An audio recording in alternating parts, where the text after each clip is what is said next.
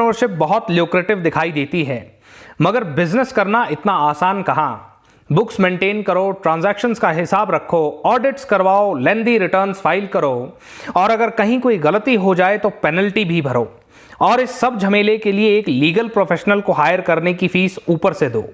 Comparatively छोटे professionals के लिए यह काफी प्रॉब्लमेटिक रहता था, लेकिन साल 2016-17 में प्रिवेंटिव टैक्सेशन स्कीम के इंट्रोडक्शन के बाद छोटे बिजनेस प्रोफेशनल्स का बर्डन बहुत ईज आउट हो गया। तो क्या है ये प्रिवेंटिव टैक्सेशन स्कीम, कौन इसके लिए एलिजिबल है और ये कैसे नॉर्मल टैक्सेशन स्कीम से बेटर है? तो section 44 ADA of income tax act mention करता है कि कोई भी प्रोफेशनल अगर एक साल में 50 लाख तक ग्रॉस अर्न करता है तो फ्लैट 50% अपना प्रॉफिट दिखाकर उस पर टैक्स पे कर सकता है। ऐसा करने से वो बाकी फॉर्मेलिटीज से बच सकता है।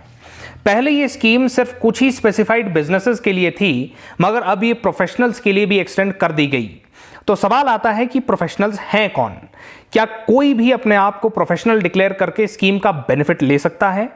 सेक्शन 44 ADA क्लियरली मेंशन करता है कि legal, medical, engineering, architectural profession, accountancy, technical consultancy, interior decoration, movie artist और इनके अलावा कोई भी नोटिफाइड प्रोफेशनल इस स्कीम का बेनिफिट ले सकता है। ये स्कीम काम कैसे करती है?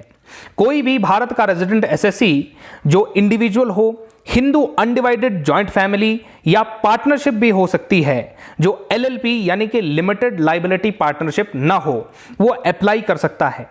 चलिए एक एग्जांपल से समझते हैं। रमेश एक लॉयर है जिसने साल 2020-21 में 40 लाख अर्न किया। 15 लाख उसके एक्सपेंसेस में खर्च हो गए, तो ग्रॉस रिसिप्ट ₹40 लाख से एक्सपेंसेस ₹50 लाख को माइनस करके 25 लाख का नेट प्रॉफिट है जिस पर उसे टैक्स देना है।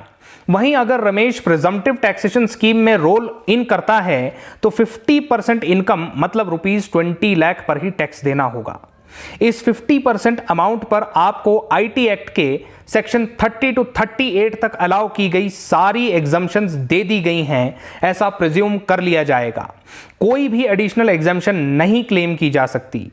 इस स्कीम के 4 सबसे बड़े बेनिफिट्स ये हैं। नंबर 1, सेक्शन 44 AA के अंडर अकाउंट बुक्स मेंटेन करने की जरूरत नहीं रहती। सेक्शन 44 B के अंडर ऑडिट करवाने की भी कंपल्शन से छूट है। नॉर्मल टैक्स स्कीम की तुलना में ग्रॉस टैक्सेबल इनकम हमेशा कम रहती है। फ्लैट 50% की वजह से ये क्लॉज वो क्लॉज के झंझट से मुक्ति।